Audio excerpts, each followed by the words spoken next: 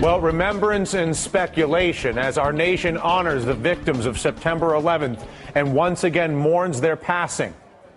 New questions emerging about who we really can trust. Good Monday afternoon to you. I am Dylan Ratigan in New York, and today the Ground Zero Memorial officially opened to the public. Tonight, Congress will gather on the steps of the Capitol, just as they did after the attacks. And while the psychological scars do remain, so too do questions, too many and too abundant, about the actions of our own government both before and after the attacks. You and I both know there has been a lot of conspiracy talk about 9/11 over the past decade. But there is one theory that has hard evidence to back it up. It involves the Saudi royal family. A unrelated Saudi family connected to it, a quick getaway, a secret investigation that no one, not Congress, not the 9/11 Commission, no one knew about, was never introduced into the research field until now. It was mentioned on this program first on Friday. I wanted to amplify it today as our lead. With us to expand, former Senator Bob Graham, who co-chaired the Congressional 9/11 inquiry, which sent its report to the 9/11 Commission. He was ultimately forced to write this book, which I suggest you read. It's called Keys to the Kingdom. It was written as a fiction to avoid being forced through intelligence and security services to redact his Saudi concerns to connections to terrorist funding.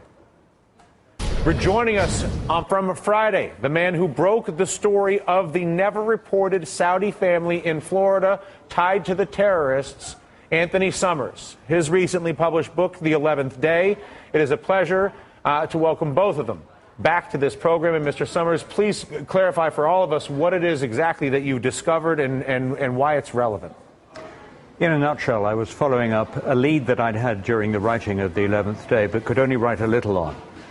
After the book was published last week, I got to Florida and I located the counterterrorism agent who explained to me that there was a major investigation that involved very much the FBI, which has been completely concealed. The investigation concerned a Saudi couple who lived in a gated community near Sarasota, who left on August the 30th, just 2 weeks before 9/11, leaving their house as if they'd just gone out to get the groceries or to go to a movie. They'd completely abandoned it, leaving a newly bought PT Cruiser in the drive, cars in the drive. What is the relevancy, though, of a given Saudi family's being at home or not? Because after they'd gone and when the FBI investigated, according to multiple sources, including my counterterrorism agent, they found that the phone records, when analyzed, and most important, the gate records at the gated community. Physical visitors. Yes. Of cars that had come and gone and had to say who they were going to Understood. see. That they photographed their registration plates, they took their names in some cases, and they discovered from these sources that 3 of the pilot hijackers involved in the 9/11 attacks had all been in touch with the Saudis at that house. Was there any evidence that that family had any relationship to the administration or government of Saudi Arabia? The wife, there was a couple, and the wife of the couple talked extensively to a neighbor, saying that they were very important people in Saudi Arabia and they were connected to the royal family. Congressman Graham, the information that we just heard, there's another family, I understand, in California that has had an association with the terrorists themselves. This information about Saudi families in America was not included or revealed to you at the time of your inquiry. Is that correct? That's correct, Dylan. Actually, in San Diego, there was a man and a circle of his friends. The man was described by the FBI as being a Saudi agent. His purpose in San Diego was to monitor Saudi students to assure that they weren't plotting to overthrow the monarchy. But in January of 2000, he got a second assignment, which was to provide protection for 2 Saudis who had just entered the country. He was encouraged to invite them to come to San Diego. They did.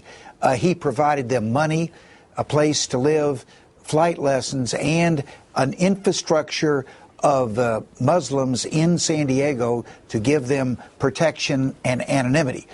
These two individuals were on the plane that flew into the Pentagon. The two individuals in California that were the host family in California perished on the Pentagon airplane, is that correct? No, the two Saudis who had entered the country. But where are the family? But where are the families? And then well, that's similar to the situation in Sarasota. Shortly before September the 11th, the agent, whose name is Omar Bayoumi, and his family left San Diego and went to Birmingham, England, where he was allegedly going to be a student. They stayed there for a few weeks and then left and went back to Saudi Arabia. But was any of the information at the time of the 9/11 inquiry that you ran, or that you co-chaired, excuse me, or the 9/11 Commission, which then took the input from your inquiry, then was drafted through the White House under President George W. Bush, that was published, did either of those documents, the research document that you co-chaired or the published document that resulted from that research after editing, include references or interviews with either of the Saudi families in question that were clearly associated with the terrorists?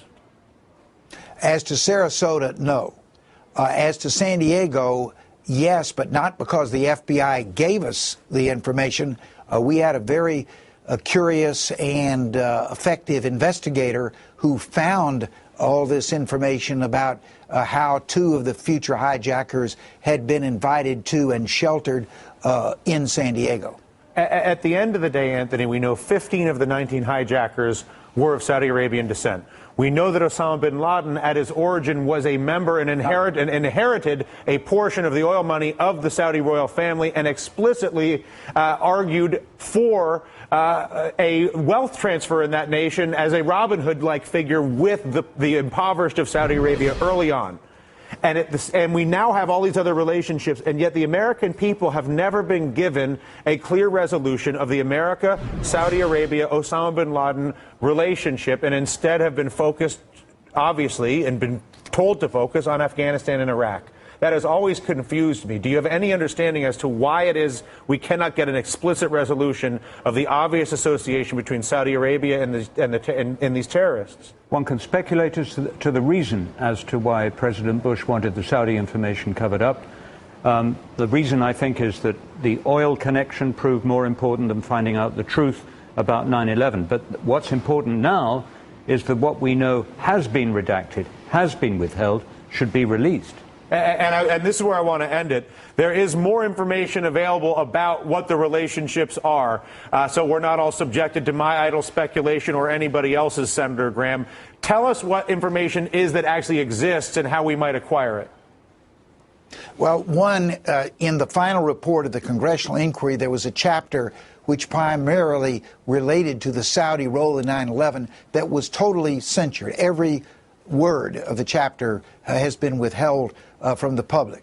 Some of the other questions that we ought to be asking is, if we know that the Saudis who lived in San Diego and now apparently in Sarasota received substantial assistance, what about the Saudis who lived in Phoenix, Arizona, or Arlington, Virginia, or Patterson, New Jersey, or Delray Beach, Florida, which were other major sites of extended hijacker residence?